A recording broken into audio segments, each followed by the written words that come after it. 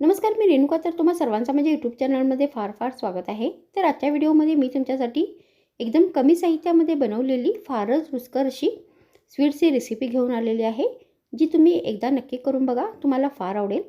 मग उशीर कशाचा, चला सुरू करूया आजचा व्हिडिओ. मग ही रेसिपी बनवण्यासाठी सर्वात आधी आपल्याला एक बाउल घ्यायचा आहे आणि यामध्ये 1 कप बारीक रवा घालायचा आहे. मग आपल्याला याच्यामध्ये 1 कप किसलेला नारळ घालायचा आहे. तर तुम्ही येथे शेंगदाण्याचा कूट नाही तर ड्रायफ्रूट्सचा पण वापर करू शकता. मग आपल्याला याच्यामध्ये फ्लेवरसाठी अर्धा चमचा एलदोडीची पावडर घालायची आहे आणि आता या सर्व साहित्यांना व्यवस्थित मिक्स करायचं आहे. तर आता इथे हे सर्व साहित्य व्यवस्थित मिक्स झालेले आहेत. मग आपल्याला गॅसवर एक भांडी ठेवायचे आहे आणि यामध्ये 2 चमचे तूप घालायचे आहे. मग तूप मेल्ट झाल्यानंतर आपल्याला याच्यामध्ये रवा आणि जे खोबऱ्याचे मिश्रण आहे ते घालायचं आहे.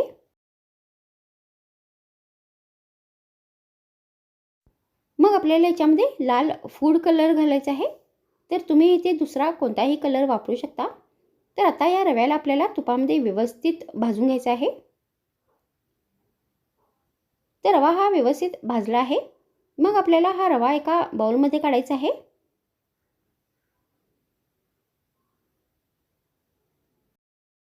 मग आपल्याला गॅसवर परत एक भांडी ठेवायची आहे आणि यामध्ये चवीनुसार साखर घालायची आहे. तर मी ते 1 कप साखर घेतलेली आहे.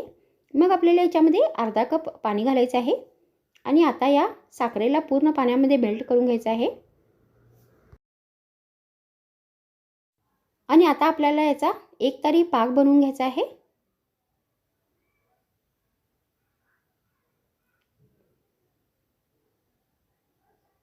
तर आता इथे हा एकतारी पाक बनून तयार झालेला आहे. त्यानंतर याच्यामध्ये आपल्याला हे रव्याचे आणि खोबऱ्याचे मिश्रण घालायचे आहे आणि व्यवस्थित आता मिक्स करायचं आहे.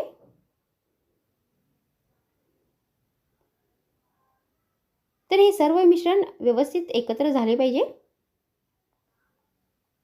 त्यानंतर आता आपल्याला या मिश्रणाला पूर्णपणे थंड करायचं आहे. मग आता इथे हे मिश्रण पूर्ण थंड झाले आहे. मग आता आपल्याला या मिश्रणापासून मिठाई बनवायची आहे.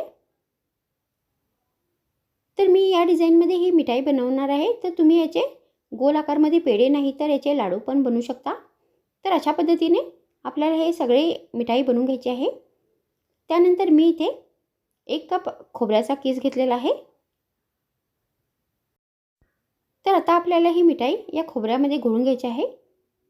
तर तुम्ही इथे खोबऱ्याच्या जागी शेंगदाण्याचं कूट नाही तर ड्रायफ्रूटची पावडर पण वापरू शकता. तर मग आजच्या व्हिडिओमध्ये इतकेच. पुन्हा भेटूया आणखीन एक नवीन व्हिडिओमध्ये. तर मग थँक्स फ्रेंड्स वॉचिंग माय व्हिडिओ.